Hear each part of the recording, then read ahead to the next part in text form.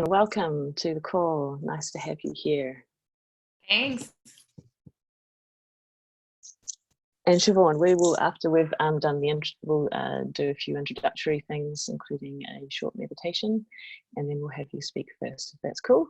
I'll just check that I've got screen share ability for everyone. Very good. So that's ready for you.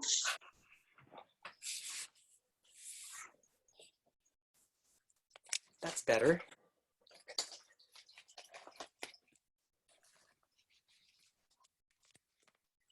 Wow, this is great. Nice to see everyone here.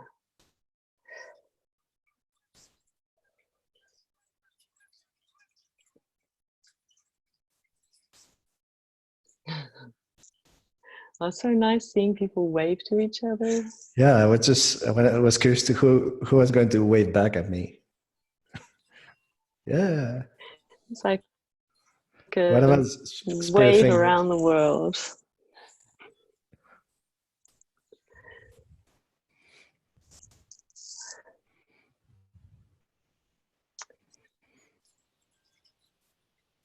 Excellent, Galen has joined us again. That's very cool.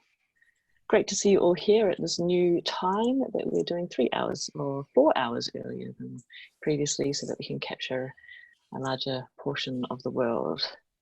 If you are just joining us now, you feel free to introduce yourself in the chat.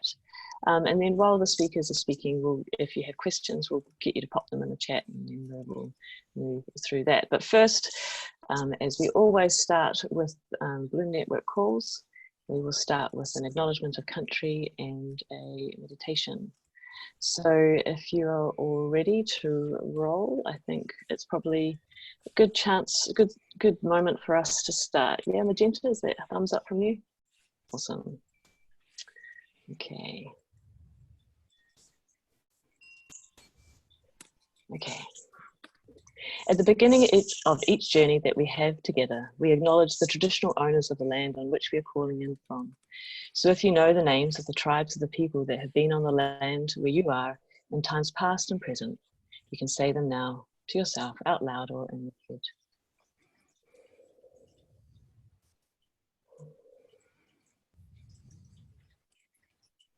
We recognize these wonderful people, rich in culture and their continuing connection to the land, waters, and deep wisdom they hold. We pay our respects to the elders past and present across all lands of the earth, and give our respect to the emerging leaders of the future. May our work support them. May this deep wisdom be embodied, and may we move forward together.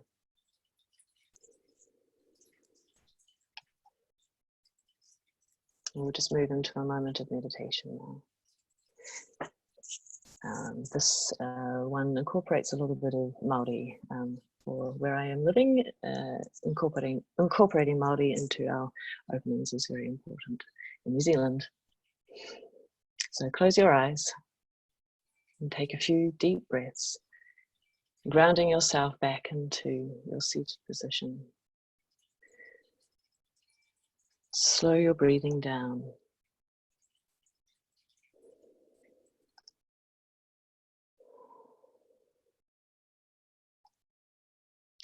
Start breathing in nice and deeply and out.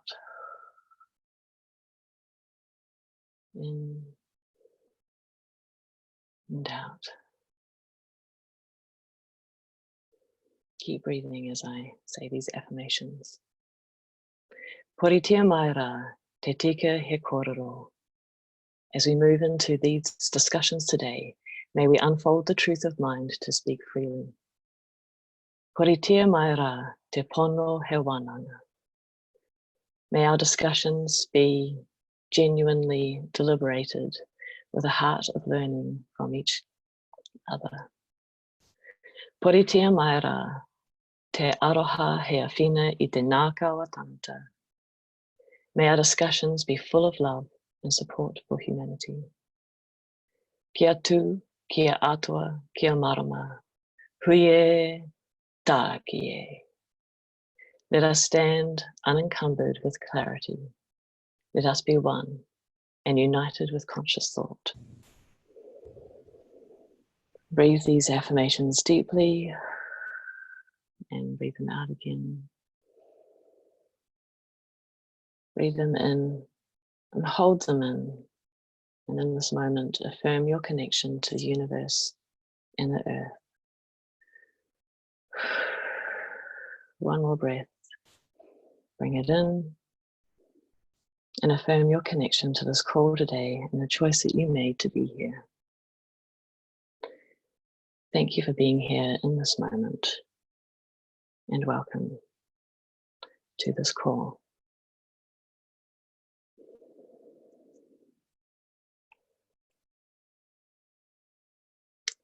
Okay, welcome to Bloom Community, the Bloom Network Community Call for April about future economies.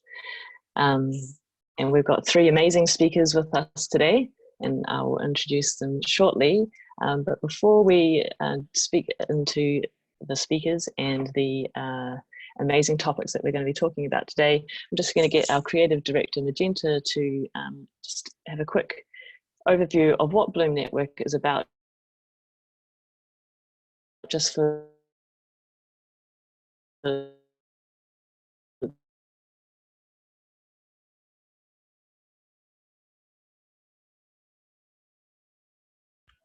Thank you, Hannah. I think the audio might be glitching those for of a you second who on your end.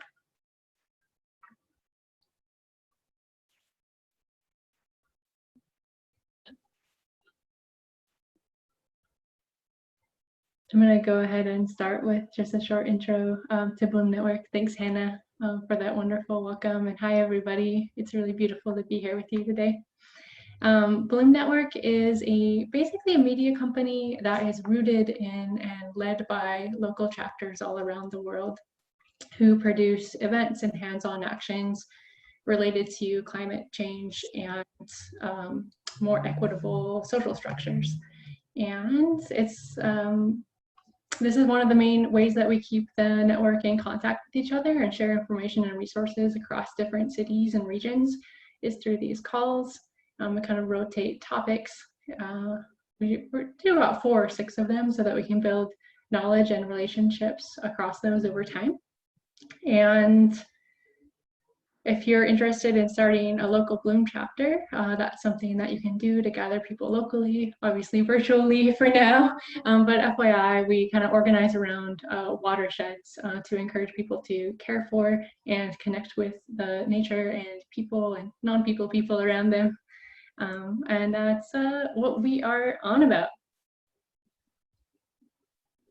Great, thank you, Magenta. And as we all know, regenerative cultures is moving from an extractive model of a take, make, and forsake disposal linear model that's based on infinite resources. And we're wanting to move into new systems that bring in human needs and enhances life and allows us to live in balance with nature.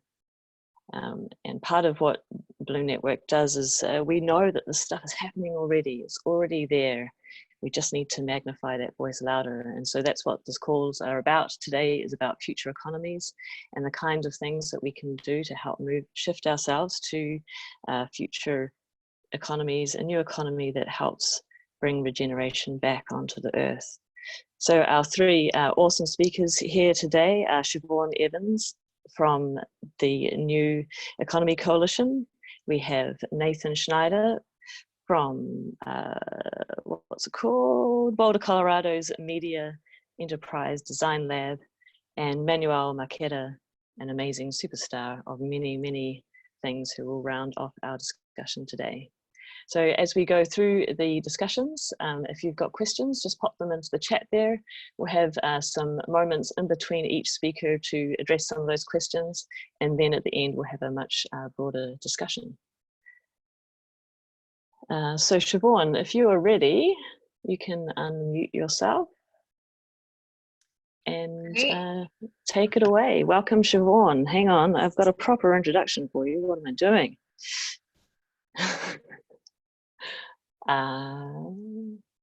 Here we go. We're very lucky to have Siobhan Evans here, co-director and membership director of the New Economy Coalition.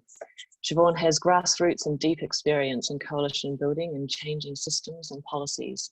For 8 years, she mobilized coalitions of farmers and community advocates to challenge harmful agricultural policies and build a more sustainable, community-focused food and farm system. Siobhan's going to tell us about the work of New Economy Coalition. Welcome, Siobhan. The floor is yours.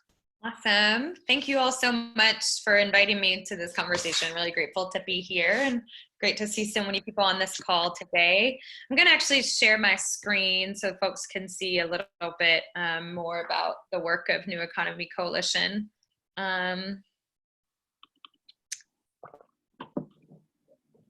So hopefully folks can see this. Let me do full size.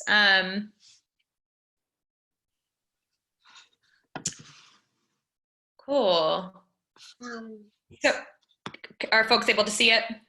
Yes. Awesome. Okay.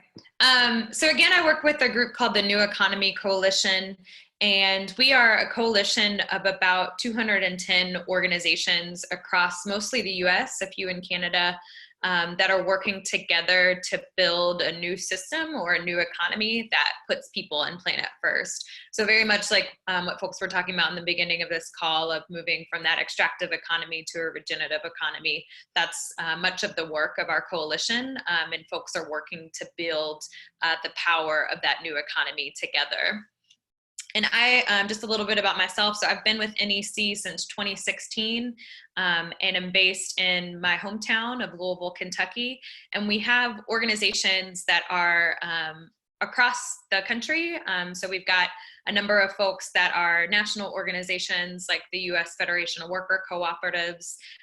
We've got several regional organizations like Appalachia Voices and Highlander Center. And then we've got several local or state-based organizations like Higher Purpose in Mississippi or Cooperation Richmond and Cooperation Jackson. So it's a pretty wide range of groups across the country that are working on issues on trying to build that next system or that new economy. And for the, thinking about like what the new economy is, one important piece for me to always remember and that we try to really make clear in the work of NEC is that so much of the new economy and so much of that next system that we're trying to build is really already embedded in many of our ancestries and much of our culture. So it's something that I know I saw my father doing when I was younger, when he would barter his okra for our neighbor's strawberries, or things that my mother would do when she would do childcare swaps with her sisters or others in our communities. So that consideration of community, that like mutual aid and respect for one another and care for each other and the earth, so much of that is already a part of our cultures and a part of what folks have been doing and are continuing to do, especially in these moments of crises. So much of that is really embedded in what we would consider to be the new economy. So just have these questions posed here that folks can think about, or if you want to drop a note in the chat, but just thinking about, what the new economy means to you and how you've seen it in practice in your own community.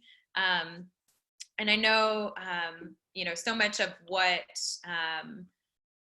folks often come out with for, what they see in their communities or what the new economy means to them. Here's a kind of a lengthy list of some different examples, but we've got a number of groups and a number of communities that we work with that are doing things like community land trusts, a number of groups who are working on worker ownership and worker-owned businesses like cooperatives.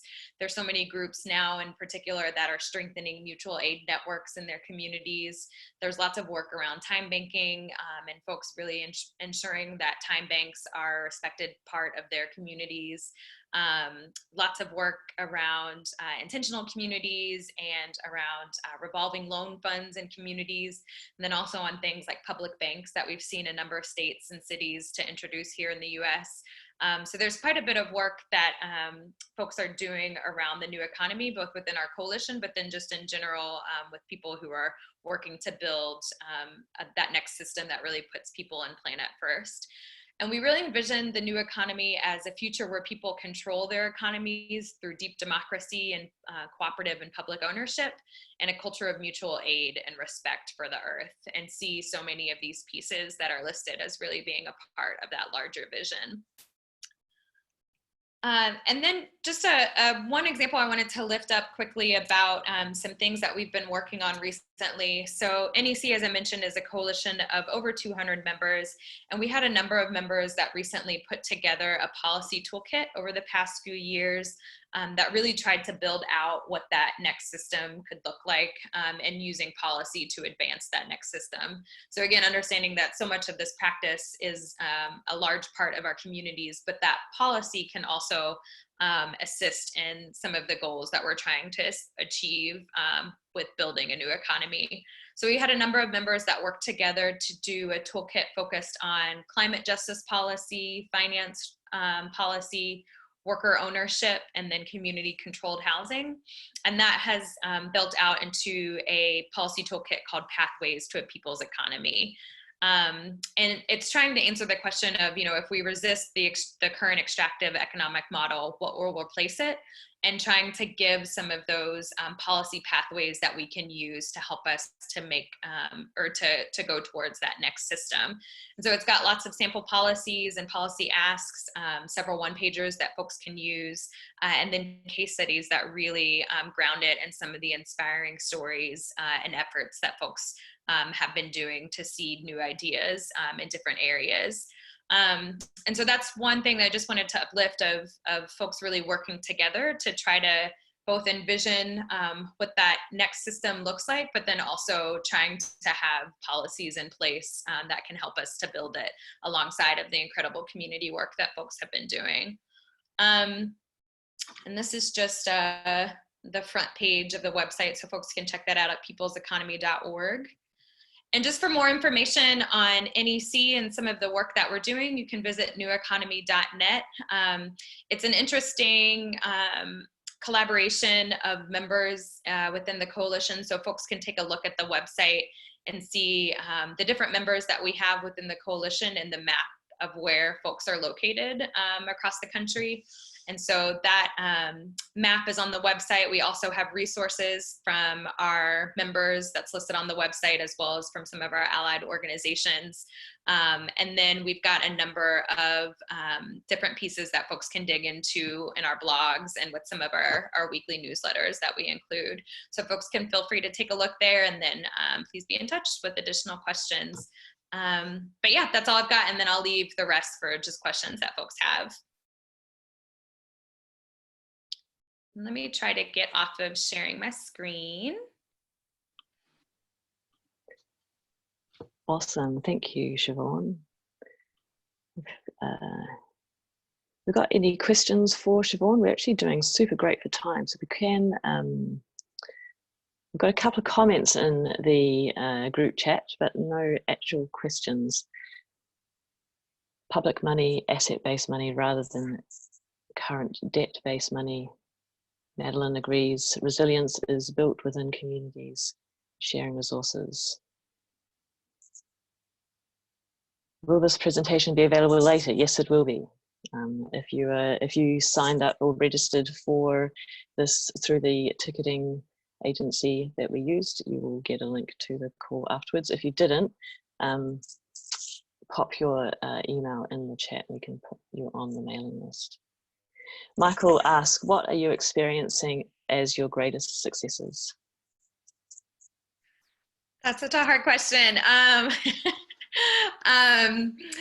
Yeah, I would say issue area wise, we've seen quite a bit of movement with worker ownership and cooperatives on a number of fronts. So there was some federal legislation that passed I think last year that supports worker cooperatives. There's been quite a bit of local and state legislation that either provides money or support for worker cooperatives. In some cases, there have been states that have been trying to legally have worker cooperatives recognized, where they've been able to have success there as well. And I think just the network of folks who are working on worker co-ops is very tight and has a lot of alignment and is able to move things really well. So I'd say that there's definitely a lot of success in worker co-op areas.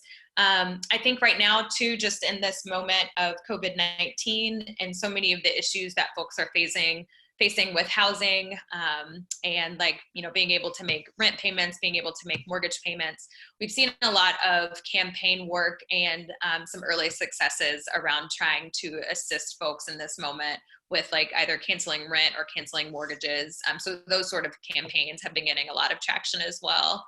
So yeah, I would say those are some of the big pieces that come to mind. There's been, I guess the last thing, there's been a lot of energy around public banks. And there was a success late last year, I believe, around public banking legislation in California. And that, in addition to a number of other places, like there's just been a lot of movement in a number of cities and states to try to at least introduce public banking legislation. So not all of it has passed yet, but we've seen a big upsurge of folks like introducing legislation to pass public banks recently. So yeah, that would be some of the big ones. Great, thank you. Lawrence asks, any specific business models you think could be spun up in local communities across the country to support localized, resilient economic development for those out of work? So speaking to the unemployed populations that have vastly gone up. That's a really good question. I think, I mean, the things that come to mind for me, I think one, there's definitely lots of mutual aid networks that are popping up. So it's less, I don't know if you would consider it necessarily like a business model, but it's definitely a support system for folks that are currently unemployed. So there's lots of mutual aid networks that we've been able to see. And I can try to drop some resources in this chat for folks that have some of those like resources mapped out.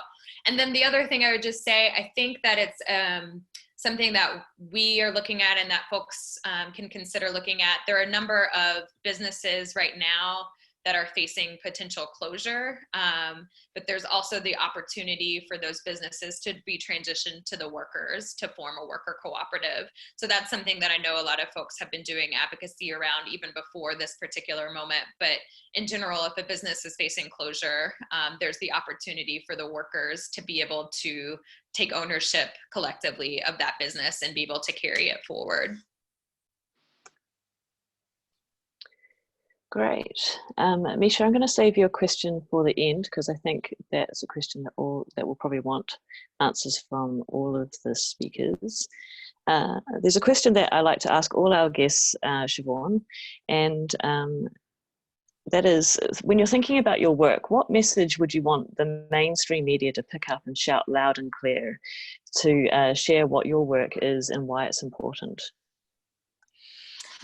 Yeah, I would say that the system that we're currently living in and under is not the system that we have to be in the future, and that people have been doing it better and will continue to do it better. And that, just that the system that we're currently living under is not our only option. So there's a lot of options for us to move forward by putting people over profits. And folks have been doing this, and it will continue to rise between the cracks and start to solidify into our next system. So that would be the big thing I would say. Great, thank you. All right, if you still have questions for Siobhan, keep them popping up in the chat. And don't forget, we'll be having a larger discussion at the end where we'll get you guys and you can come off your mics and actually talk to the panelists. But for now, we'll move on to Nathan Schneider. Nathan, I hope you are ready. Nathan is the director of UC Boulder's Media Enterprise Design Lab and assistant professor of media studies. He works at the intersections of technology and social change, particularly in the efforts to help develop more democratic business models for the online community. Nathan was a key reporter in the Occupy movement. He's author of 3 books and has co-edited a 4th book about the rise of platform cooperativism. I hope you can say that better than me, Nathan. So Nathan, welcome. You have the floor, and Nathan's going to tell us about some of those things he is super into. Thank you so much, and I'm really grateful to be able to go after Siobhan. I'm a tremendous admirer of NEC and its work, and it's doing such an important job bringing together both the kind of economic models and the intersectional analysis that we need so much, that recognizes how the crimes of the current system are not equally distributed. So the particular challenge that I have tended to focus on in recent years is a kind of crisis of accountability, as I think of it, in the online economy, in the emerging economy. And a lot of these things should be familiar to a lot of you, I imagine. Issues around labor with, I just saw today, Amazon workers are striking again in their warehouses because of a kind of persistent pattern of abuse that the kind of labor markets of online economies have tended to exacerbate in many ways. And then also accountability crises around data. What becomes of all the personal data and collective data, community data we're feeding into these platforms? What are these utilities for, and what are they in the years to come and now doing to us, with all of ourselves that we're feeding into them? And these are in some ways new questions with new technologies, but like Siobhan, I really think that a lot of the answers are in some of our kind of ancestral patterns. I've come to learn over the years how much, for instance, my ancestors relied on cooperative business owned and governed by the people they serve. My grandfather's farm didn't get electricity until a rural electric cooperative showed up, because the investor-owned companies just didn't have an interest in bringing electricity to farmers, and so on. And so I've been, in the last number of years, been part of a group of people working to bring that cooperative tradition of co-ownership and governance into the online economy, recognizing that a lot of these crises of accountability, kind of these new challenges, have old answers. And that goes back to just that simple logic that, if you have a problem, an accountability problem, democracy is a reasonable way to address it. But this is easier said than done. The economic structure of the tech economy is really oriented against this kind of model. There isn't the kind of policy framework that we need. If you're a farmer, once a loan, you can go to a $130 billion co-op bank down the road from me. But if you're doing a tech startup for a marginalized community, you're out of luck. You're not going to find access to that capital. But we've been, step by step, trying to build models and examples and new approaches. So, one example, for instance, in the world of labor is Stocksy United, which is a stock photo and video platform that's owned and governed by its artists in like 70 countries around the world. And they're really succeeding in a highly competitive market of stock photography. Really encourage you to check out the beautiful work at stocksy.com. Another example more on the data side is Savvy Cooperative, which is a fairly new platform co-op that is built around patient insights for people with often chronic conditions who are interfacing with the medical industry and medical research. It represents them as a cooperative together. Or TribeWorks, which is a co-op of tech freelancers of color, also rooted in work with returning citizens from prison, and they're kind of building a new kind of gig or freelance economy on their own terms. And as I said, a lot of the tech economy is really oriented against these models. We've really been struggling to get these going.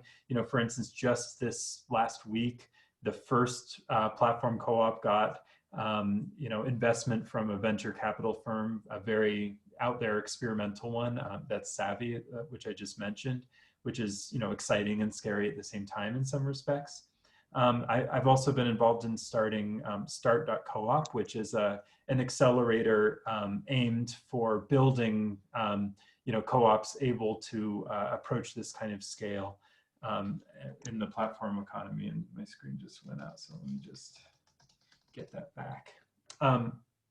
Now, another approach that I've been working on, really a kind of flip side, another side of the same coin, is really a different, different version of the same story, is what we're calling exit to community. And this is an approach which is, rather than what we're doing with the accelerator Start.coop, rather than just starting businesses always as co-ops or this sort of thing from the beginning, maybe the idea is companies start as more conventional startups, but then as they mature, as they become things that people rely on, then they should be owned and governed by that community. And so this exit to community logic is around ensuring that it's an available option for founders and investors and so forth to build companies that their users will really become the stewards for. And so, for instance, one example is meetup.com, which you may know was recently is in the process of being sold by WeWork.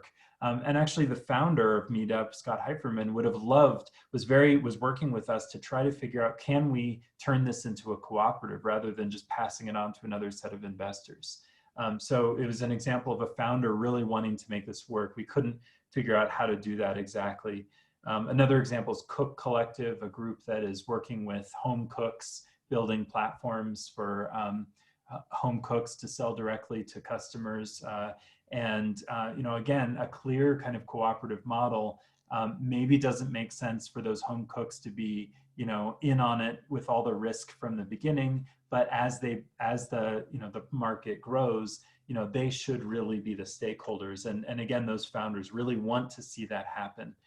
We're seeing some local news organizations starting to make this transition to community ownership. A community paper in Ohio recently converted to a cooperative on this basis. Even the Salt Lake Tribune just converted to a nonprofit, which I think arguably kind of falls into this category, recognizing that a mission-centric, community-centric approach is really the healthier outcome for an organization like that. Even weirdly, my longtime kind of enemies, Uber and Airbnb, have asked the Securities and Exchange Commission for tools to be able to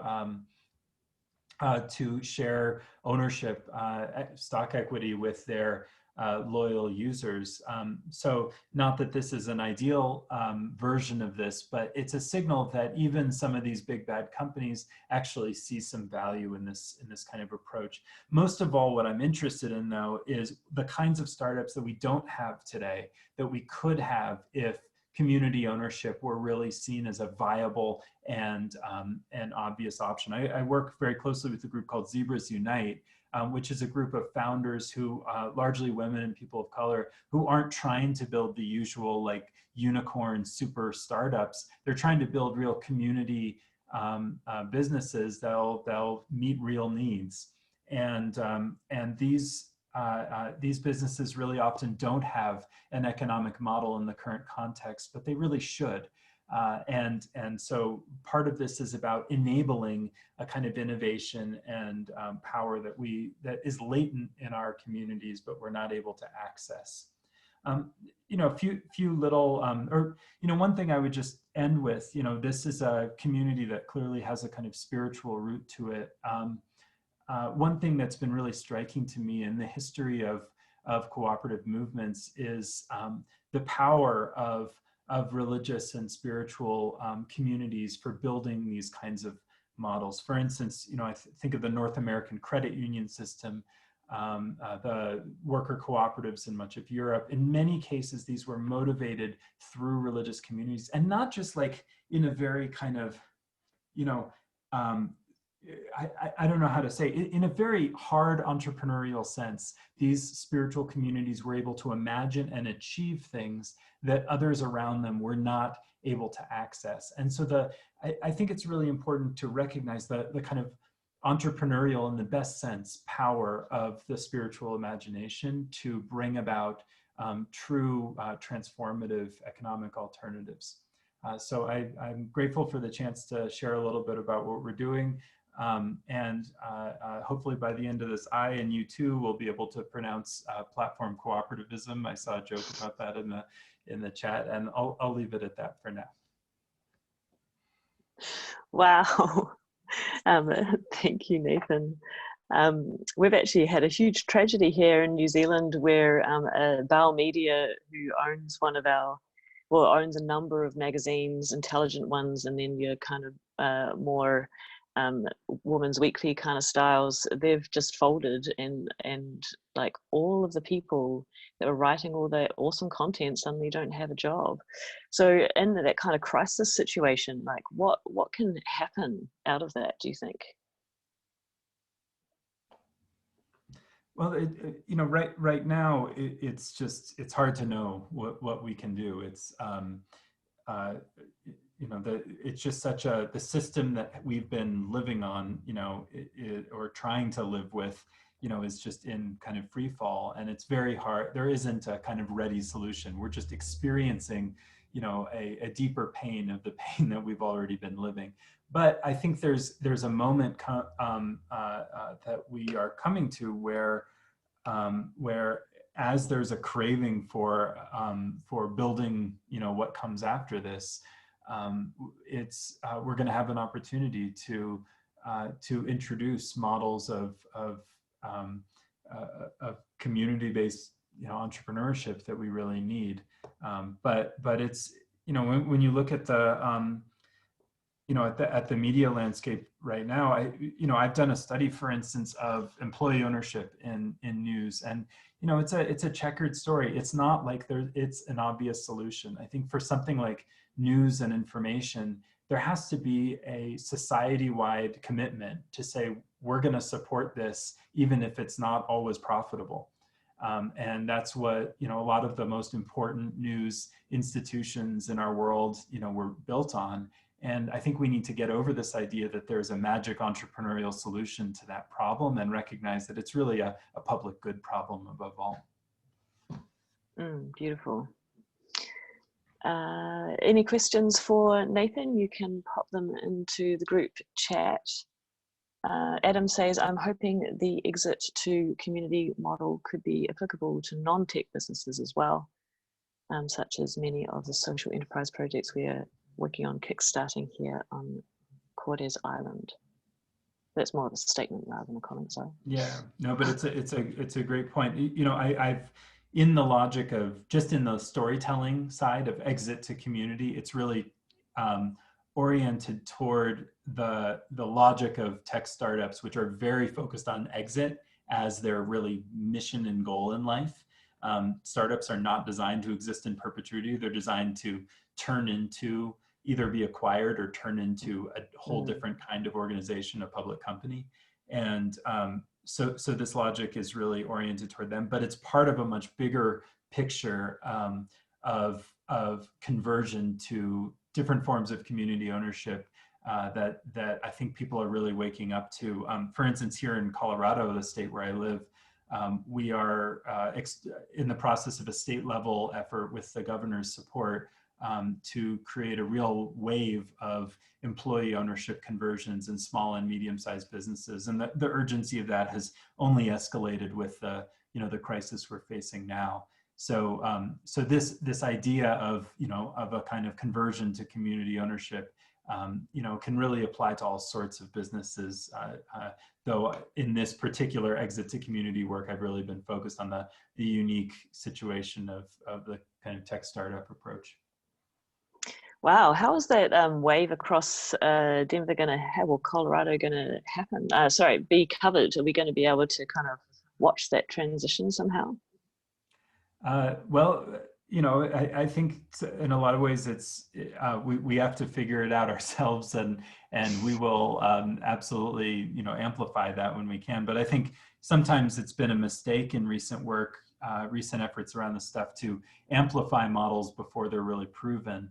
And what we've already started. I mean, the state has already started guaranteeing and issuing loans and grants for businesses to do conversions. But I think we really want to make sure we're we know what we're doing before we suggest it to others. But it's an exciting moment, though it's also a hard one. The state has really pulled back because of the corona crisis, but many of others among us are really trying to push that work forward and keep it moving. Michael has asked for a list of all the case studies that you mentioned, so we'll get that off you so we can share it as part of the media after this, Nathan. Has anyone got any? Sorry, go ahead. Oh no, you go ahead. I was just going to ask if anyone's got any questions before we move on to Manuel. What were you going to say, Nathan?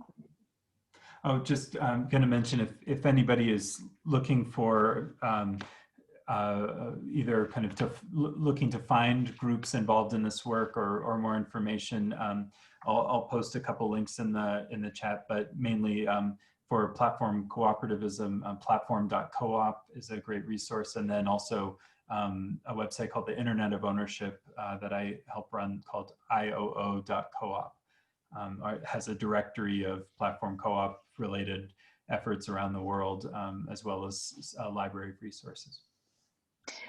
Great, and I'll just ask, we'll finish off with the question that I asked Siobhan as well. Thinking about your work, what message would you want mainstream media to pick up and shout loud and clear about what your work is and why it's important?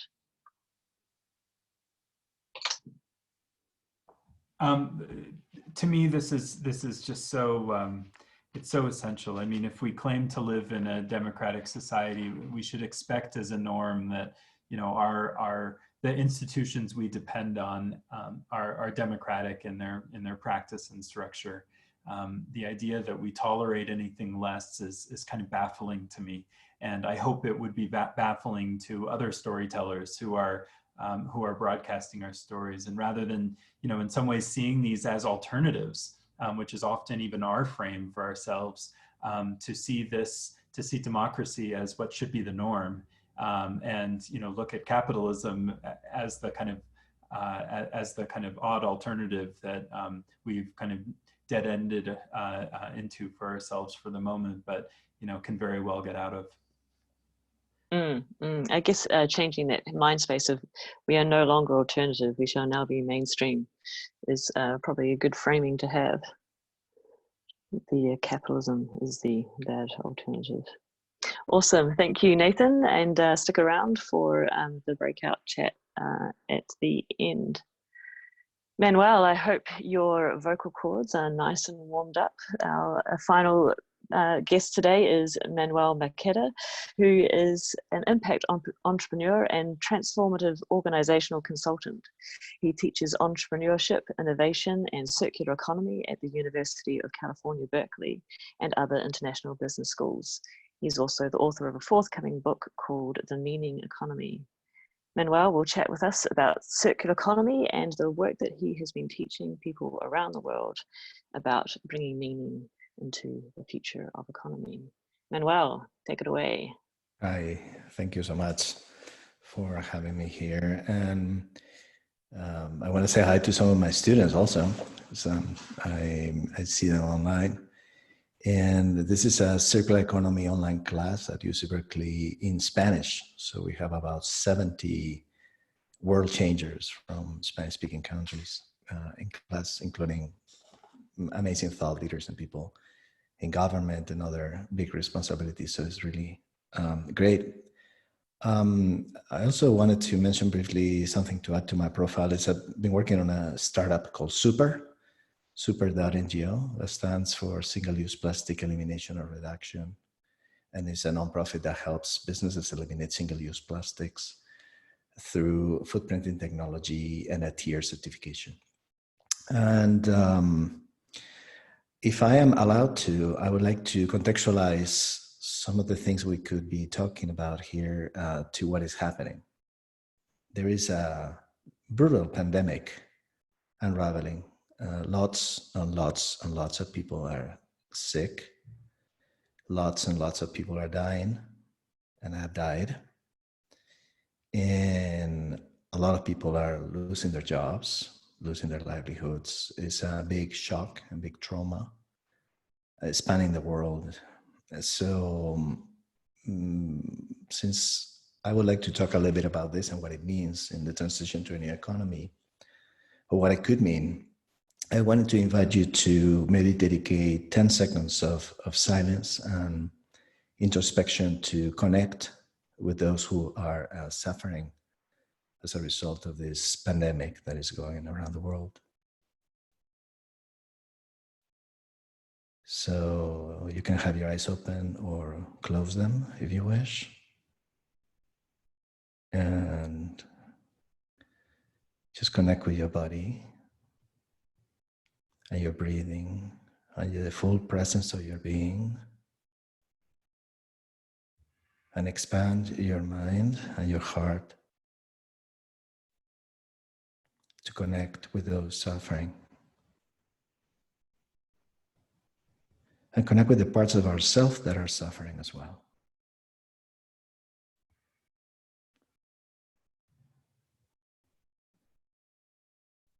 And send them recognition, healing,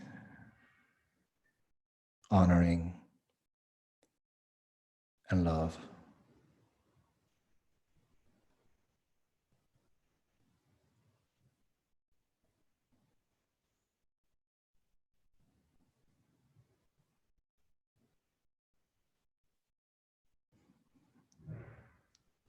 Maybe take one more breath and we can come back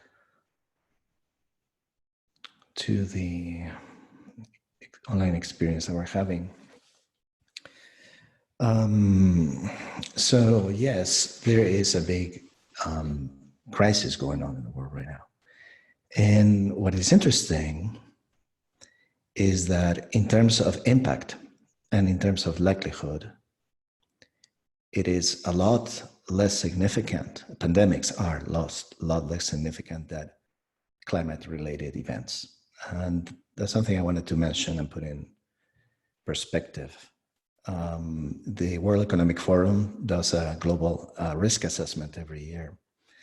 And for 3 years in a row is extreme weather events caused by climate change that are the top in both impact and likelihood. The highest impact is to not acting about climate. It's considered a little bit less likely than extreme weather events. And then loss of biodiversity is up there too. This is greater impact than weapons of mass destruction in the report. A greater impact as well as a pandemic. So if we think that this disruption we're going through, it's scary and tremendous, this is nothing according to, again, this is the World Economic Forum. This is people representing corporations and representing the old economy, right?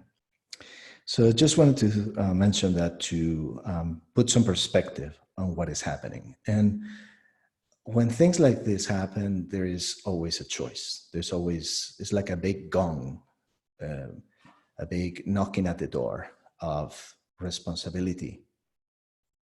And there's a choice. There's a choice for all of us, and there's individually and collectively. One is shrinking, you know, that's one of the logical consequences of fear, is to shrink and to hold on really tightly to what you know and what you're doing, even more so than before, right? It takes some courage and it takes some skill to expand. And I think ultimately, this is what the transformation of the economy takes. It takes going away from a reactive mindset and paradigm to a creative mindset and paradigm. And that takes a change in perspective, a widening of vision and courage. And it's a lot harder, of course, to enter an empty space, an empty canvas offered by creativity, right? And just reacting against what is going on, right? So in moments of fear, I want to remember the quote by Fritz Perls, has said that excitement is, that fear is excitement without the breathing. Excitement without the breathing. And also another good insight is from Chögyam Trungpa. In his book, The Sacred Path of the Warrior, he talks about fearlessness as being the wrong word.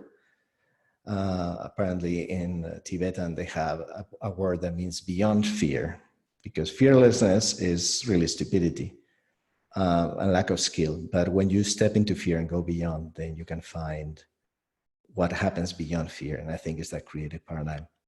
So yeah, we're in a moment of choices for everybody.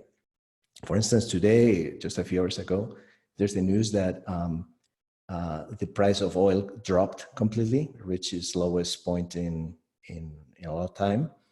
And that's the choice. What are we going to do about that? And for instance, one choice is to use more oil for plastics, something that is a cause that I've been working on for many years, and it's happening.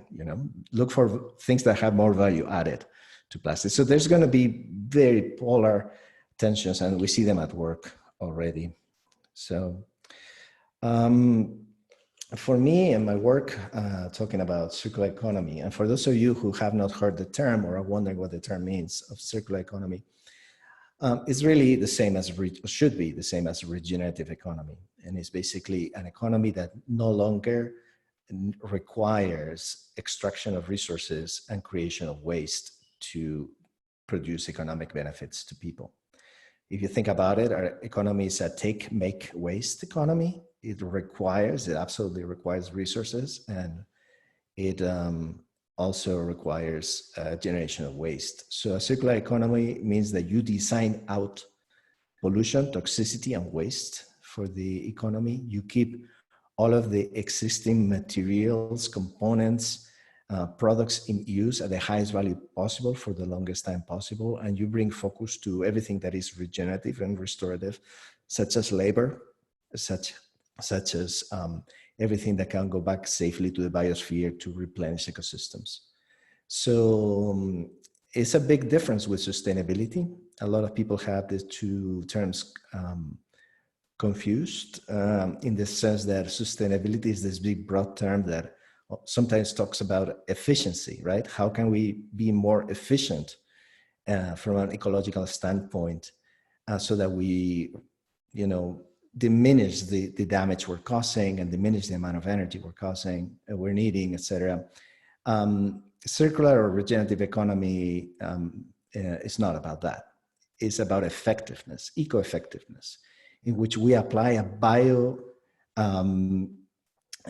biomimicry vision to the economy so that we completely decouple and we are able to keep things, everything that we consider waste, be food for something else.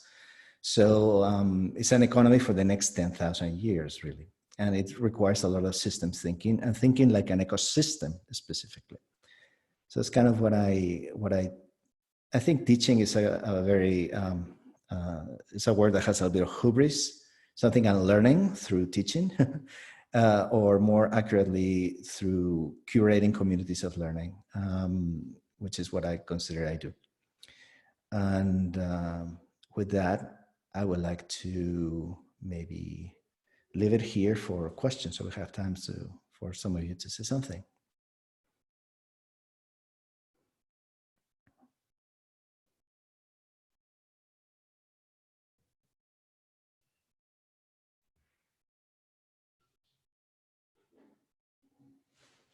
I think, Hannah, you're muted in case you're speaking. Whoops. Thank you. You were speaking or muted. Great, thank you. And I've just seen, so I was staying on mute. It'd be great to hear your questions in chat. And there's a couple that have just popped through now. So Michael L asked, what are you most hopeful about? What I'm most hopeful about? Yes, what are you most hopeful about? Just the sheer number of people who get this. Just that in the midst of this crisis, I have 70 people from all over the world spending a lot of time, effort, and money, because this UC Berkeley course is expensive, to learn about this. And they're really engaged and they're really passionate. We must remember that we're not alone at all. We are surrounded by allies. We're absolutely surrounded by allies. And we must keep that in mind. Magenta asks, have there been any themes or insights among your participants in your current circular economy class, working in the positions that they are in? Have there been insights about what? Insights, yeah, or themes that have kind of come up in the conversations that you've been having. Well, I don't have, unfortunately, a lot of one-on-ones with them, but I think just a big one for everybody in the class is to realize that by making our linear economy more sustainable, we're just extending its runway.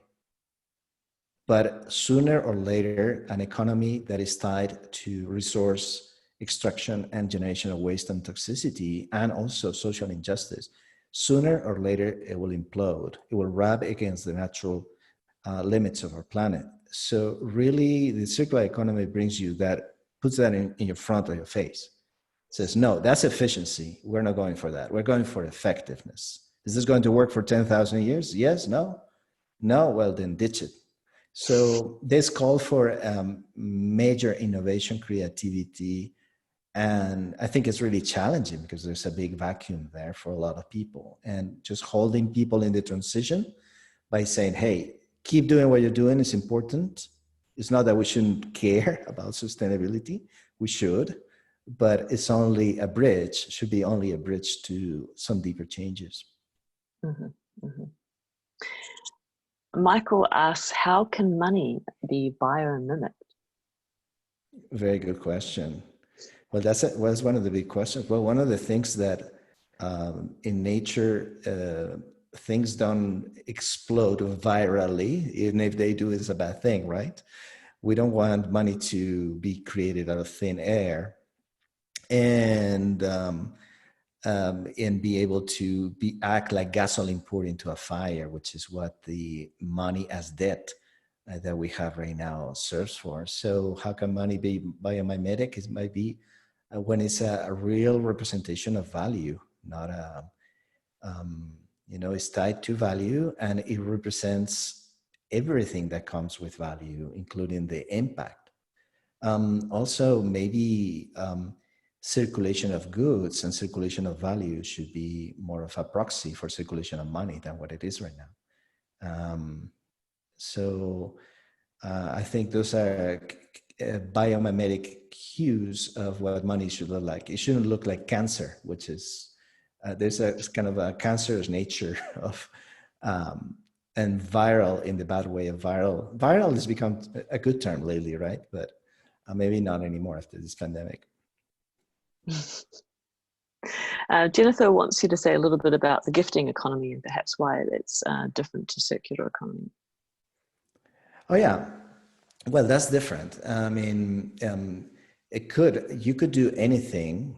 I mean, the problems that humans are having, one of the things I want to invite everybody is to really free ourselves from the prisons of our own beliefs, and whatever those might be. And the problems that humans, the smart monkeys that we are facing over and over again, it's not what we do, but how we do it, right? So you could apply a gifting economy scheme to models that are not sustainable and they're extractive, right? It could be a great thing to have a gift economy, sure, why not? But the circular economy and the regenerative economy is pretty agnostic in those terms. It looks more at how it's very material. It comes really down to earth, to where the material is coming from, because we all eat, we all get clothed, we all move around, and there's material flows. We own things or we use them. And even if we don't own them, we use them, and somebody has to make them. So this is a very important distinction. So it's pretty agnostic in terms of gift economy. The recent, something I wanted to mention as well is in recent years, there's been a lot of conversation about the, climate crisis. And Greta Thunberg, for instance, was in the media until pretty recently. And there is this vision that we need to change our generation of energy and also our transportation mode to be more sustainable and use renewable energy as the only way to achieve the curbing of CO2 emissions.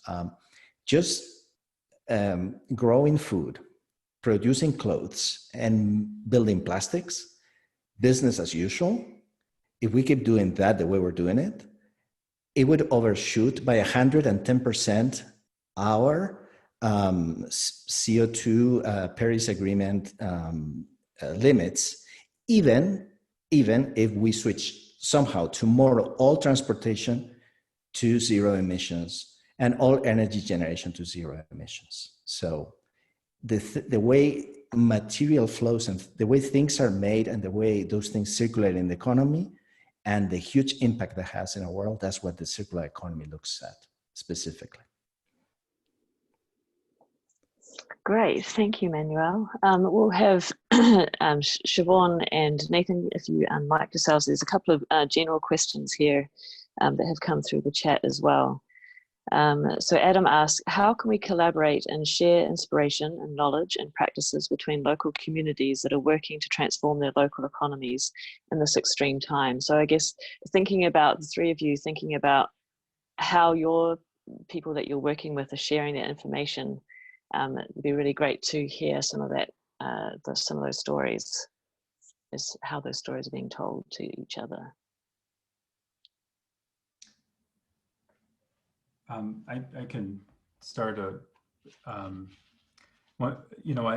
few years ago, I organized a conference in Colorado at the university called the Colorado Shared Ownership Summit. And I was, it really came out of writing this book, Everything for Everyone, about the cooperative tradition, and just feeling so struck, like, wow, we have so much power. Actually, there's so much of a legacy to build on, even though there's so much more to do.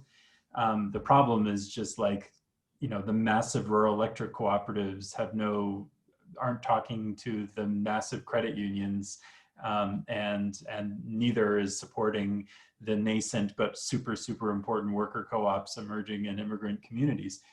So what would it take to put these together? And it was like pulling teeth. And beyond, I can find, I've got a great community of platform co-op people around the world, but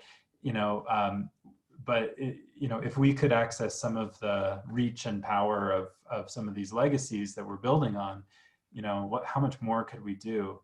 And that also struck me with, one of the causes I came to conclude in the frustrations of doing that work is each of those sectors came to be in a particular moment of time, were established by a particular type of policy, and therefore they've organized themselves around defending and monitoring that particular set of policies and concerns, rather than having a shared framework. And we have to recognize how much policy can shape these things. And it's made me realize that in the really essential work of designing the systems around which within which we're operating, to create structures that are that include multiple forms, that aren't just that we don't just use these models to solve a particular problem in our particular moment and let it be like that, but to use each challenge to create creative and flexible tools that others will be able to use in new and creative ways. I'm not sure if this is clear, but it's just been a really tremendous learning. And one example of a kind of positive example of this is here in Colorado. About 20 years ago, 30 years ago, people doing rural development, farmers and their lawyers, passed a law that enabled them to have a little more flexibility in how they finance their cooperatives. But they didn't, unlike most past farmer co-op legislation, they didn't say this is just for farmers. They just said this is a new co-op incorporation statute. And as a result, they never could have predicted that that's the statute that most platform co-ops from around the country are using to incorporate. And because they chose an open and flexible approach that included, people outside their particular view range of view, they created a form that creates real commonality rather than a form that is just for their particular box. Wow, yeah, that's really important that when you're doing these kind of things to be not so bubbled in your little silo, but to keep it open for everyone. Siobhan, do you have anything to add to that question about how people can share inspiration and knowledge? I know your website's awesome, but have you got people talking to each other as well? Yeah, and that was super helpful, Nathan. Just thinking about, having policy that can be shaped and reshaped for different communities and needs. I definitely second that. The big thing that comes to mind for me, and I know it's something that a number of organizations are doing, so there's a whole lot happening, but like webinars like this. So I think skill shares are a critical piece of the time right now. And moving online in very participatory and engaging ways, things that I think folks may not have considered before. So I think that there's lots of usefulness during these times with like policy skill shares, with folks just doing skill shares on how their organizing has been happening in their communities during this time. There's lots of learnings that folks can share on how they've developed mutual aid networks, and then potentially some documents and some like online platforms that folks can share around that as well. So I think that skill shares, similar to this, are an extremely important piece of this time. And then there's just lots of docs that I know are being created now for folks to be able to compile different resources that are out there. So NEC has created like an emergency funding resource doc that folks are able to like make suggestions to and add to. I've seen a number of ones that are similar around policy and around just general resources for mutual aid networks and the listings of mutual aid networks. So I think just taking it back to those basic things of having as many like online, in-person, virtually opportunities that we can to learn from each other, and then being able to visually see some of the resources that are out there. And I think folks are more and more now even dipping into like mapping visually where those resources are and how folks can tap into those. So I think that's incredibly helpful in this moment as well. Great, thank you, Siobhan. Magenta, it might be a good time to just chime in here about how we plan to keep people connected. Oh yeah, we are for the first time opening up a text-based community space for dialogue, so that we can continue connecting with each other and sharing resources and so forth. So we'll include that in the email we send out this week to everybody. We'll use a tool called Hilo that's being built by one of the local Bloom chapters called Cooperative in the Bay Area. So if you'd like to continue the conversation and meeting each other and collaborating, that is another way that will encourage folks to get connected. We have another online space specifically for skill matching. Like if you're working on a specific project and looking for a particular kind of expertise, you can also access the Global Change Collective, which has an augmented intelligence software in it that helps match things. So I don't know how far along people are on working gung-ho on projects, but that's another resource we have access to through the network. So yeah, look forward to continuing the conversations and connections with folks. And we'll continue on this thread too. I think that we've gotten so much interest in this topic, and it's obviously crucially important with how fast things are shifting. It's like the moment a lot of us have been preparing for, but maybe didn't fully expect it would happen so suddenly that it needs to kind of be put in place. I mean, it's always been urgent, but it's particularly so at the moment and in the coming years to avoid extreme inequality. And it's just going to exacerbate climate change and everything. So we'll keep going on this thread and keep inviting speakers. So if any of the speakers or anyone on this call have specific practices or people that they really would love to hear their voices lifted up and more people learn about what's happening there. We're going to kind of continue this topic more often than we had originally planned to. Awesome. Thank you, Magenta. We've just gone past the hour now, and if you need to leave, you can just pop out. But I'd love to take some questions from the floor. You are just welcome to unmic yourself and ask some questions to our three amazing guests that we've had here today, and tap into that knowledge that's right here, right now. So if you've got any burning questions, you are able to take the floor.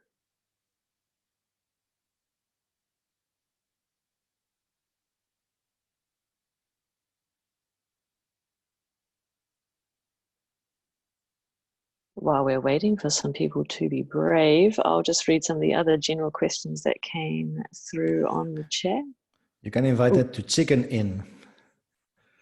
Chicken in, not chicken out. You can play chicken with the with your microphone.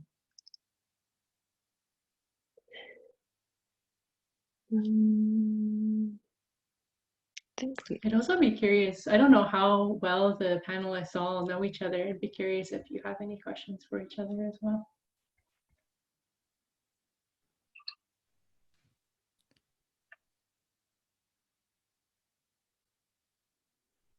I have like lots of questions. I want to hang out with them. It's like so much that, I mean, it's hard to pick. I would love to, just break bread, even if it's virtually, and chat. I'm glad thank you, Bloom, for connecting us. Yeah, I agree. I have Go ahead. Right. Well, since I guess I'm the first chicken to chicken in.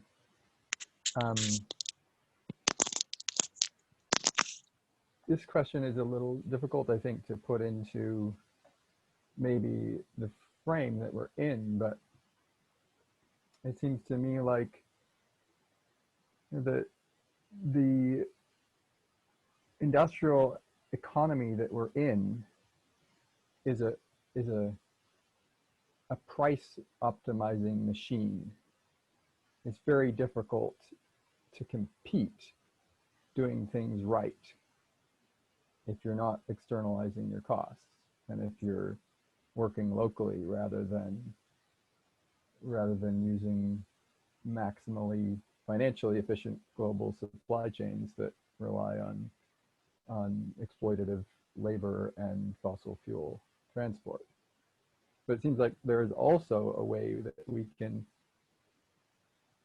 use the human value of local scale production to kind of counterbalance the economic cost of local production, because the economy as it exists is also making us unhappy and sick. So this is what I'm thinking about, but I'm really curious if any of you have thoughts about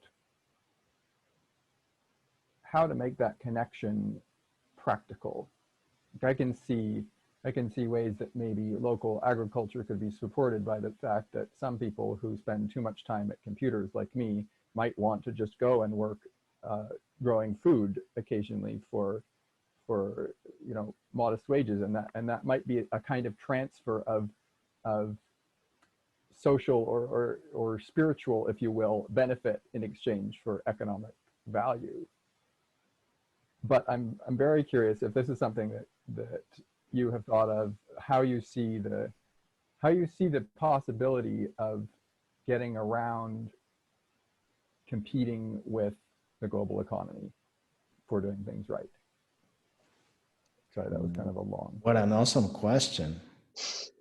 I think about this all the time. By the way, you're in Cortez Island, which is like one of my favorite places on Earth. I love Cortez Island.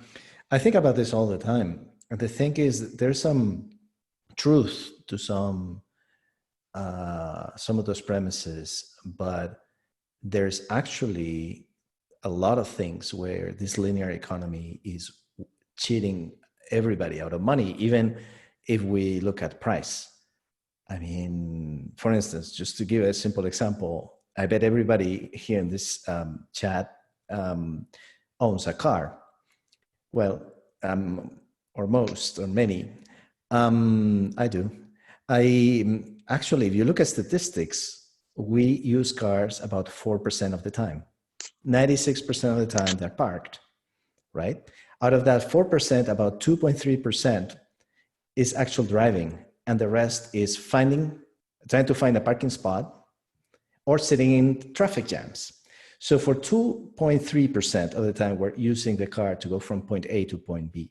The average person spends 30% of their income in owning a car. That's how smart this super efficient economy is. I think it's just a matter of time that we realize that waste is also money wasted.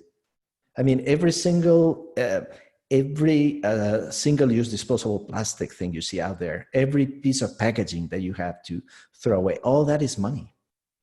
It's just a matter of time, and it's a matter of scale. So I want to give also some hope that there's already right now a lot of inefficiencies that are hidden because hidden in plain sight because our beliefs are standing in the way, and also hidden in plain sight because of the sheer scale and how intertwined these are with our uses. But another, and I don't want to go too long so the other guys can say something, but another good point is the resilience. Yes, it's true. This big supply chains and so on and so forth seem very strong now. Actually, 75% of the Fortune 500 companies will cease to exist in 10 years. The average lifespan of a company has decreased, plummeted. Now it's like 12 years. It used to be 65 years. So when there's crisis, when there's shocks, local, circular, and done right and community-based is a lot stronger. So there's a lot of redeeming values now that we can leverage.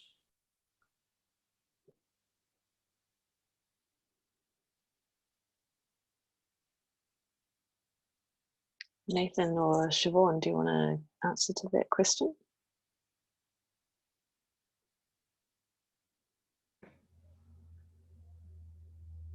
Yeah, I think it really just, again, begins with reversing the idea of what's alternative. Something I remind myself over and over in the work in the tech environment is that, before the 1979 change to the prudent man rule, a kind of minor policy shift that, few people are aware of, like the venture capital model that powers this, this system was not really possible at scale. And that the rules are set up, intentionally. And that when we have difficulty getting off the ground, it's not only because of these, rules, but also, in addition to, generations of deprivation and unequal access and so forth. And we need to really recognize that. We need to recognize that these things seem alternative often because they've been intentionally marginalized or ignored. And if we want a different system, we need to recognize the ways in which the system is already kind of geared against us, and be as pragmatic and hopeful and demanding as we can be about to the society to say, no, you actually can do this differently. You really can. You've done it before, and we need to do it again, or we're in big trouble. So those recognitions, like whatever you're working on, I really encourage you to identify like a couple of little things.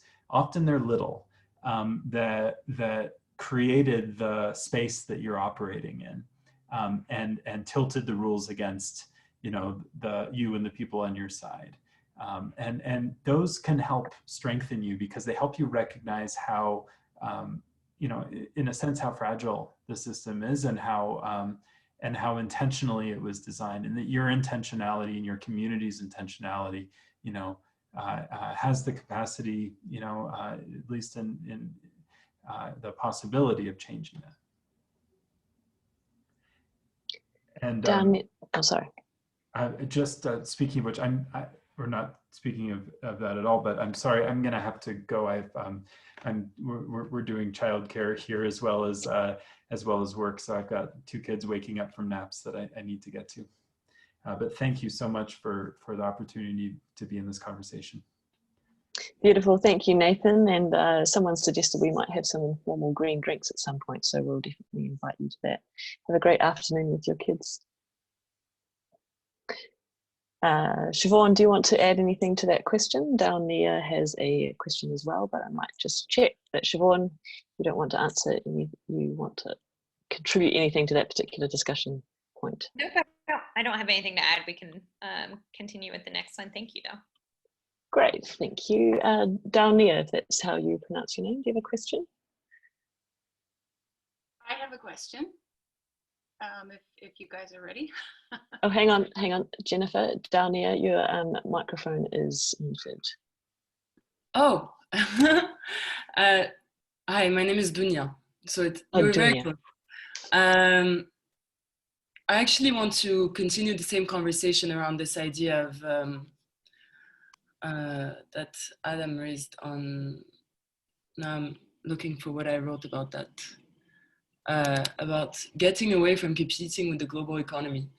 I've been thinking a lot about commodification, you know, in order to, we're always thinking about what's your product and everything has to be products. And the problem with that is that you have, in order to commodify something, you have to make it scarce. And we've seen so much of the commodification of care, even things like childcare. We're seeing how, oh, I'm going to go take care of the children. And that's something that we haven't had, that we have taken away from doing within the circle of our intimate relationship and put into, we put our children in the hands of strangers. And so that's just one extreme example, but there are so many ways in which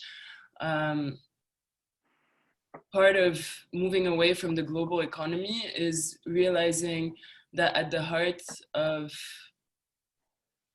this movement is this notion of making scarce and scarcity, and how do we cultivate abundance. And so I've really appreciated Siobhan's mention of like the co-op and all of that, because that's building relationship, that's relearning how to be in relationship with each other, which is something that we're forgetting how to do. And so that's where I always turn to indigenous wisdom, because there is so much, or just wisdom or spirituality in general, in terms of what does it mean to be in relationship? And it starts with being in relationship with ourselves. And so these are just all thoughts, but it's nice to be able to put it in not very articulate way, these notions that are seeds for discussion towards how do we not need to, when do we actually need to use money, and how much can be done just by reclaiming relationships and relearning how to be neighbors. I don't like, how many people, do we know everyone in our neighborhood? These are things that seem to me like ways that we don't even need a formal system of gifting economy. How can we just be in relationship with each other? And yeah.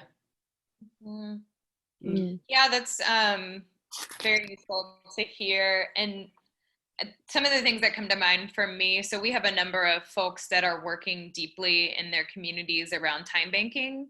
And so thinking about like that shared work, that shared care as being more of a community asset and community gift in many ways, as opposed to like something that's monetary. So, you know, someone watching someone's children for a few hours who's a neighbor, and then they in return mowing a person's grass or something. So like being able to share the care for each other and care for the community, and be able to look at it less as like a monetary exchange, but more as like a culture of community and a culture of care. So I think there's definitely some good examples of that that's like happening today. And in particular one that I like to lift up is one in Chicago called the Cola Nut Collaborative. And they're doing some beautiful work that's really based on they started in study groups with Black folks in Chicago around Black cooperative history in the United States. And then have been able to move into this trusted community of doing time banking and doing other shared work together. So I think that they're a really good example of being able to build relationship one another and then moving into having these communities of mutual aid or mutual care for one another. And then I'd also lift up too, so I am a co-founder of a childcare collective in Louisville that also started similarly of parents who were already in community with one another, watching each other's children. So one person would take kids on Mondays, another person would take all the kids on Wednesdays, someone else would take them on Fridays. And so then that built out from that core community of parents working together to then folks being able to do childcare for community groups that might need it. So as folks were having protests here in the community, we would be able to bring all the folks who were already doing work collectively around childcare together to that protest so that they were able to keep the kids engaged while families were engaging in protests or actions of solidarity. And then that moved out into even more community events. So I think that there's definitely some things that can happen very small scale and in community and in right relationship with one another, and then start to build out to have more of an impact on the community, but still be centered in less of a monetary exchange, but more of a community resource or a community asset for people. Wow, yeah, what a cool story. And I had seen that you were part of the childcare collective, so I was really glad to hear a little bit more information about how that works. I think, Nathan said this as well, is that rooting the understanding of a cooperative and looking back into the history of some of your ancestors and how they've worked together is a really beautiful way of kind of bringing that new economy or old economy, new economy forward again. And that's definitely inspiring me to kind of look more into how Māori, I know a lot about how they do that, but how we can kind of bring that process to people here in New Zealand as well. Jennifer, I see that. Can I share a comment about relationship? Because relationship is really something we've given up because this consumer culture gives you now access to things that were impossible to get before without relationships. So now relationships are kind of an afterthought. And the thing about relationship is how do you scale it? And if we use biomimicry, we realize that the whole natural world is networked. The information is flowing. If there is an owl that died in the forest 10 minutes ago, probably the flies know of it already, and the trees through the mycelial network, and pretty soon there's a whole machinery is going to take advantage of that. But we don't have that. So that's one of the big challenges actually of scaling circular economies is how do we connect all the skills for skill sharing? How do we connect all the needs and wants and surpluses so that we can make everything be an ecosystem? And also recognizing that our minds are not wired for the task. So it's just a big question because I'm absolutely sure that I'm an advocate for restoring relationship, but I ask myself, how do we scale it? And I think there's a lot to be done in terms of actually data flows so that we can optimize the economy. Mm-hmm. Jennifer, you've been waiting beautifully and patiently. What question do you have for us? Can you hear me okay? Yes, we can. Okay, great. First, a comment, and that is that it seems to me that looking at economies and trying to figure out what's going to work and what's the most evolved economy is really the question of human evolution. It's not just a question of economic evolution and intentions to take care of the environment and all those things. And I just want to say that I feel like it's really important that we look at how we're growing in love as a whole, as a human, as an individual, as a community, as a culture, as a world, because I feel an evolving economy is going to come from, I call it the soul, and I'm talking about the evolution of the soul of each individual as well as collectively. So I feel that I want to like reach out to everyone here and say, how can you become more loving in your life? How can you develop loving relationships with people, loving relationships with the land, loving relationships with the communities, and to really just leave that as something for each of us to ponder, because I feel that that is going to be the source of a loving economy as it comes to fruition. So thank you.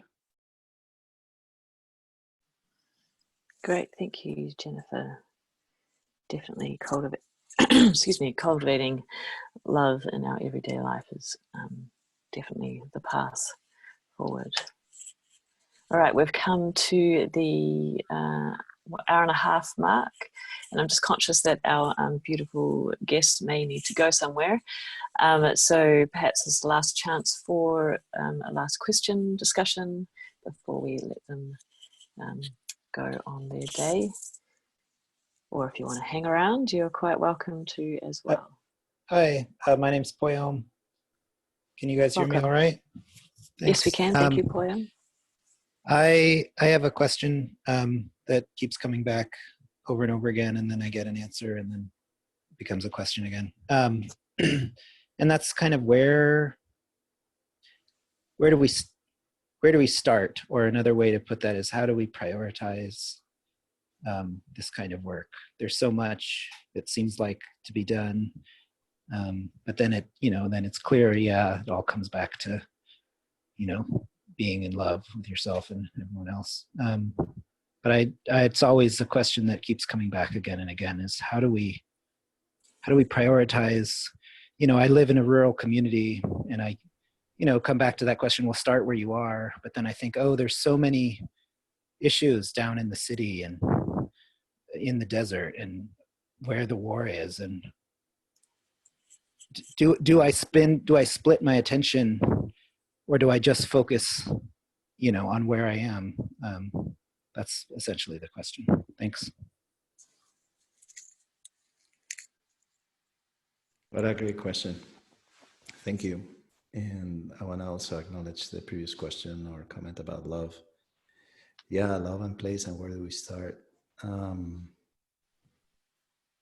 Being in lockdown, like a lot of people are right now in different places in the world, really makes it easier to figure out where we need to start, I think. Again, this is not written in stone anywhere. I don't have an answer. I wish I had answers for all these big questions, but I believe that it starts within. It's arguable that we can change the world and we cannot change ourselves. That means going really deep to the core of our beliefs and everything else. So I believe that the biggest change we can do is starting to feel empowered to do those transformations. Focusing helps. Go deeper, of course, and a lot of times, you cannot do much with a blunt tool. You need to sharpen it. And it's not that you're giving up on all the other things, but you're creating like the tip of an arrow. If that goes in, the whole arrow will go in, right? So that's my personal belief. Start with yourself, start with your household. Meta, M-E-T-T-A, from you to those around you, to your community, etc., and focus. But again, I have no idea. That's my personal belief. Great, and thanks. Yeah, I would agree. Definitely starting within your community can be most critical. And then I would also say, though, that like networks like this are also incredibly important. So even though you may be starting at home, starting with self, starting with community, I've found it incredibly useful. And I think part of the beauty of New Economy Coalition and networks similar to this and NEC is that there are a number of folks who are, like-minded, who have similar beliefs in changing the system, who are able to then come together and still have conversation and share ideas and learn from what's happening in other communities. So I would just uplift the power of a network like this as well to aid in that work. And I'm guessing, Siobhan, because I haven't looked at all the resources on your website, but you probably have a lot of kind of, when you're ready and your heart is full of love and your community is around you, you've probably got some step-by-step guides on how to get into some of the things around the new economy.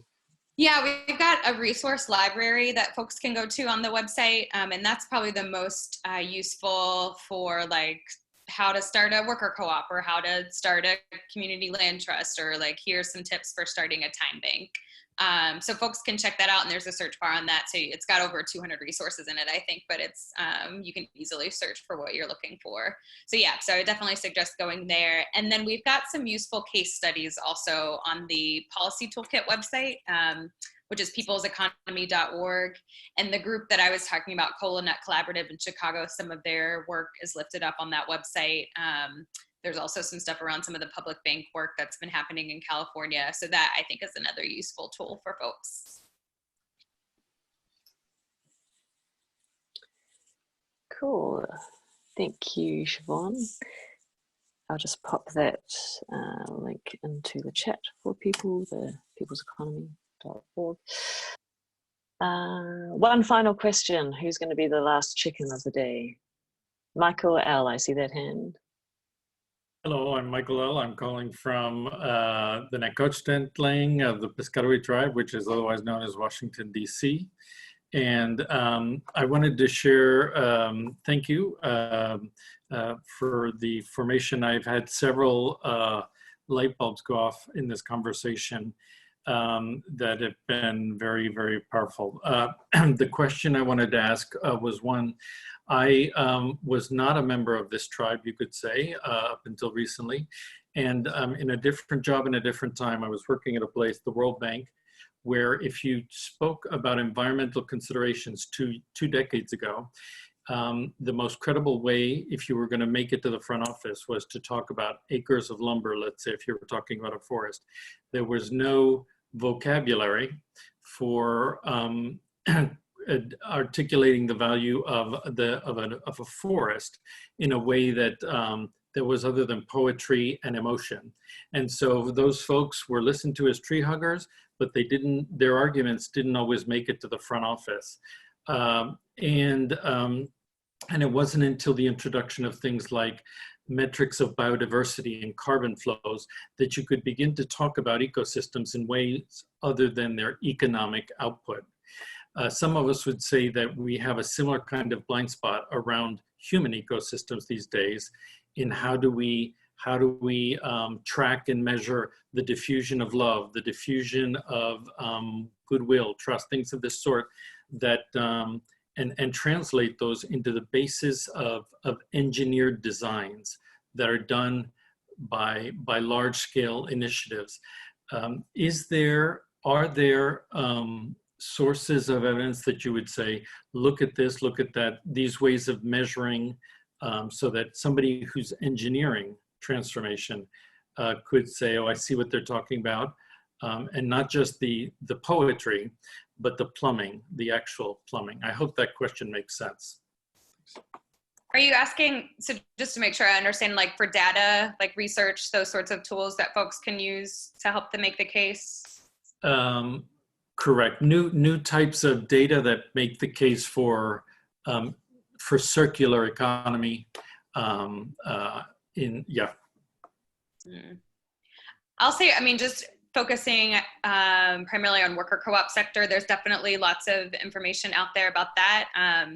And like driving it home of like, you know, workers are happier in worker cooperatives.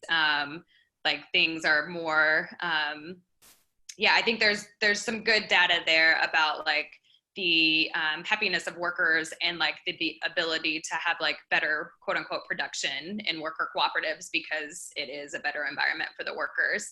And just like, you know, it's some of the things that we've talked about that we're not necessarily always trying to uplift of like the amount of money that things can make, but there is still data out there about like just how worker cooperatives as a business are often have better resilience and are able to withstand economic downturns more than other businesses. So I think there's definitely some pieces there that you could lift up. And yeah, I'll think on some of the others. There's some great examples out there of like some good like banking methods that folks have used. Like the Public Bank of North Dakota was the only one that really was able to withstand the 2008 economic depression in the US. So I think that being able to uplift examples like this of like, even in times of crises, these types of businesses in this like regenerative economy actually can withstand some of these major crises. Thank you. Yeah, sure. I mean, there is a lot of studies, and specifically the transition to a circular economy that have been made by different organizations. A good place to go find some is the Ellen MacArthur Foundation website. They try to compile some of these, but some of the most notable ones, there's a study by McKinsey that determined the transition to a circular economy could create cost savings of $630 billion per year in the European Union alone. As you may know, the European Union has pledged to transition to a circular economy, so has Canada and a few other questions. And this would yield an additional 1.8 trillion in increased income and other benefits by 2030 in the EU alone.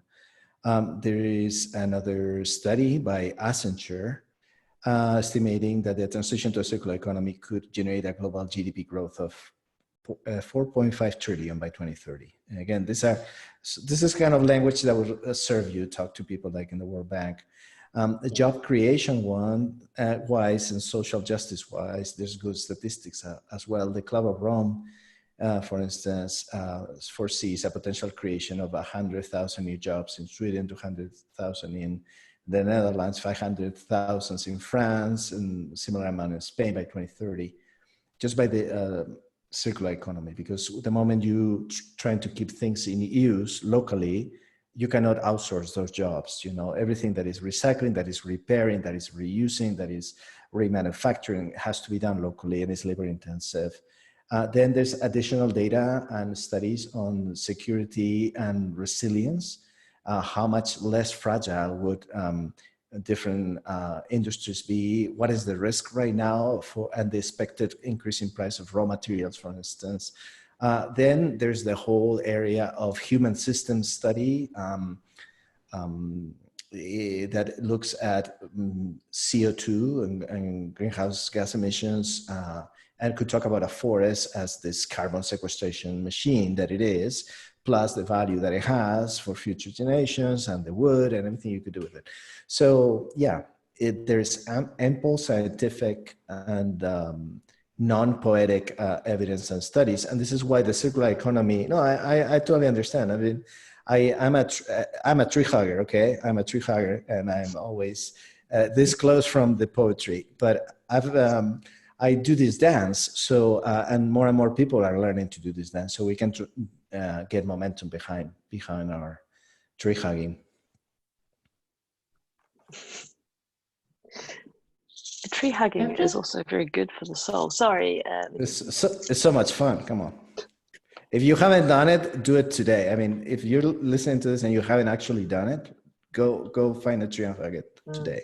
Oh, Manuel, I'll up you on one. And if you do the Maori hongi, which is where you press your nose and your forehead to the tree, breathe in deep. Oh, that's a good, powerful energy shot too. Magenta, what were you going to say? Just adding a quick thing to that question is, which I've been meeting several indigenous jurisprudence people working on law to work on some of these things because there's such a disconnect in, for example, the English language, and even having vocabulary to refer to the interconnectedness of life and so forth. So there are networks of Indigenous jurisprudence people who are working on creating models and networking with other legal professionals to make headway on that front as well.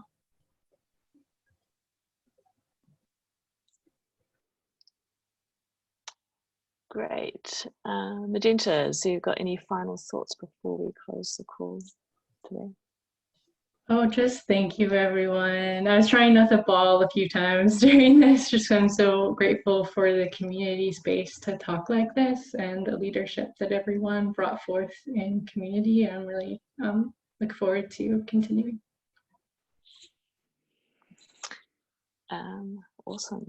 Well, thank you everyone for joining us today. Over the next week, we'll write a blog about this call and a wiki, which has all the links to all the things that you've been hearing about today. As part of this call, you will get membership into our new platform, Hilo, for a month. And you also get access to the video and minutes from this call as well. Just before I close, I'll just do a closing affirmation today. Thank you for being here today. In this meeting, we have united in conscious thought, and we are uniting in conscious effort, looking after and tending to the seeds of discussion and learning together. Let us bind these commitments and understandings as we go into our working day and working week. Thank you all for being here. Thank you for the work that you do and will do in the future. Thank you for your commitment to the earth and the universe that holds us. Beautiful, everyone. I hope you have an excellent rest of your day, and we will be in touch soon.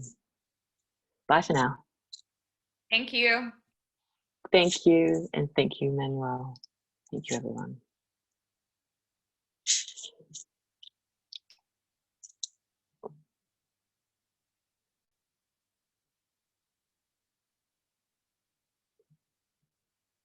Oh, Magenta, you'll have to end meeting for all because I don't have that option.